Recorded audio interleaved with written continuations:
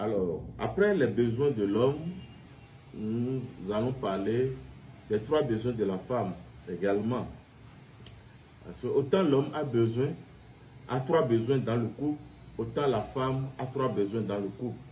Et on doit le savoir, on doit le mémoriser et on doit le vivre au quotidien pour qu'il y ait de l'harmonie dans le couple, pour qu'il y ait de l'épanouissement dans le couple.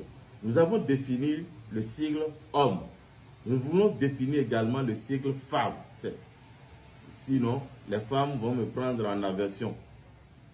Alors, le F de la femme qui est dans le mot femme, c'est la force divine. La femme, le F, c'est la force divine. Le E, le premier E également, c'est l'énergie.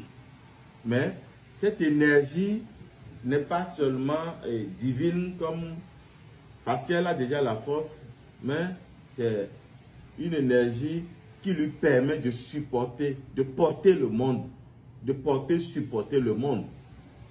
Donc, le premier M de femme, c'est la maternité. C'est la maternité. Toute femme est prédisposée à la maternité.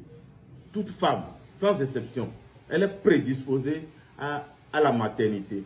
Le deuxième M de la femme, c'est la méditation. La femme a cette capacité-là de méditer beaucoup d'années.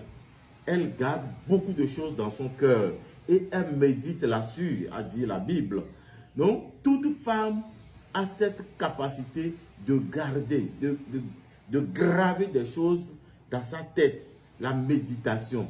Donc, et l'homme doit faire très attention à la femme, parce que la femme a cette possibilité de vous sortir des choses qu'il y a 10 ans, 5 ans, et même plus. Donc, c'est la méditation. Et le E, c'est l'élévation. Quand la femme rentre dans la vie d'un homme, elle l'élève.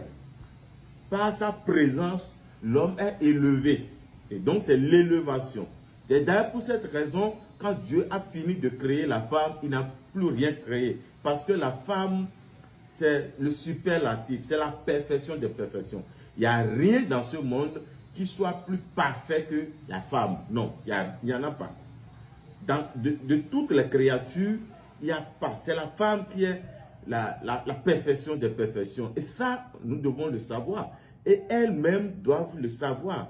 Parce qu'il arrive des moments où la femme, il y a certaines femmes qui choisissent volontairement de traîner dans la boue cette élévation de la femme à travers leurs actes qu'elle pose. Alors, après avoir défini la femme, je vais revenir. F, c'est la force. E, c'est l'énergie. Le premier M, c'est la maternité. Le deuxième M, c'est la méditation. Le E, c'est l'élévation. Alors, maintenant, nous allons parler des 3 besoins proprement dits de la femme. Autant l'homme a 3 besoins, autant la femme a 3 besoins. Et le premier besoin de la femme, c'est la sécurité. Elle a besoin de donner le respect à l'homme et en retour, c'est la sécurité. Donc, c'est l'affection. Excusez-moi, c'est l'affection. Le premier besoin de la femme, c'est l'affection. Elle donne le respect et en retour, elle a l'affection. L'affection qui veut dire l'attention.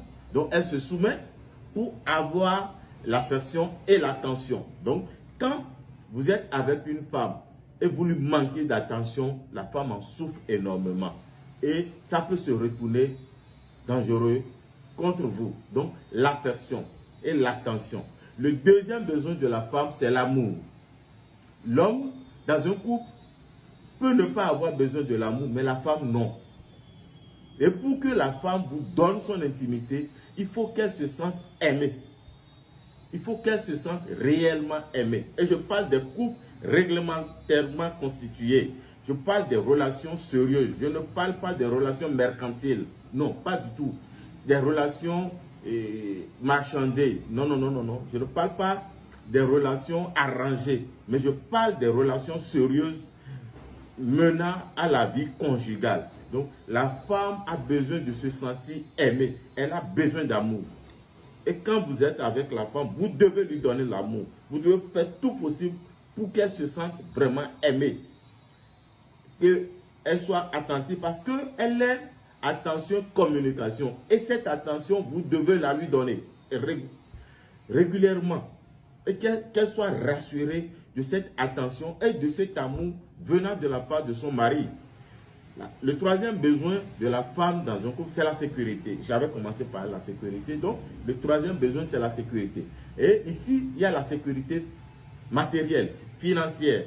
La sécurité affective encore. C'est l'affection qui revient encore.